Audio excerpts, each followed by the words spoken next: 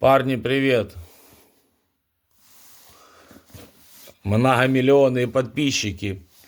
Я, конечно, не рассчитывал вообще вести блог этот на Ютубе, но так как там уже прямо 3 подписчика, я, возможно, подумал, что этим стоит заняться.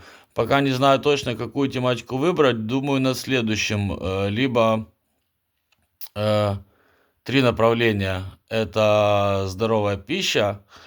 Второе направление это дисциплина, саморазвитие и тому подобное.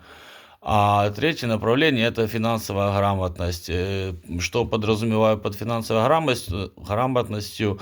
Я хочу делать обзор каких-то книг. Не знаю точно, что из этого выберу, но думаю над этим. Изначально с чего начиналось, я участвую в челлендже, где условие следующее, что нужно выбрать для себя, э, сколько раз я хочу отжиматься, и каждый раз, каждый день добавлять к этому числу +1. И таким образом тренировать свою дисциплину. То есть каким образом тренировать? Это каждый день скидывать видео, каждый день записывать, каждый день, естественно, заниматься. Ну, пока держусь, не знаю, чем закончится. Вот такие мои планы. Всем успехов, хорошего дня, на связь.